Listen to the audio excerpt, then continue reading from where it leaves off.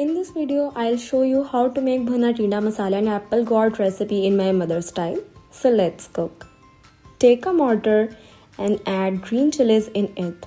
So grind it with the help of pestle into a very smooth paste.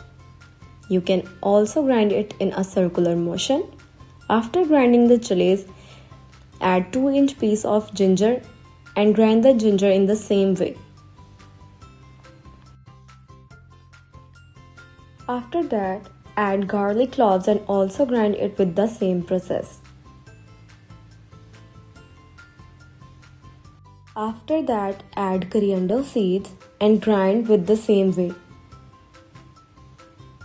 You can also grind all the spices coarsely. So add 3 cups of finely chopped onions and grind it well in the same way. You can also use 2 medium-sized onions.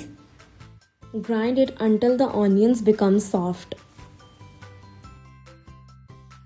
When all the spices or a mixture are well combined, so keep it aside. Take a wok and add oil and all the ground mixture.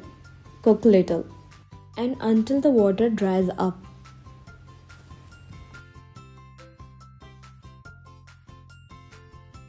So add salt, red chili powder, turmeric powder and a chili flakes.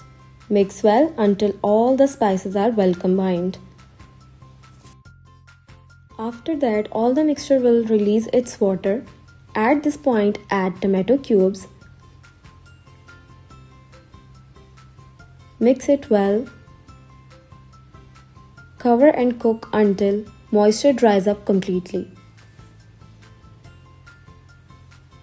So then add apple gourd or tinda slices. Remember, it should be thicker than 1/2-inch pieces. Mix it very well, covered when the spices start releasing a little oil.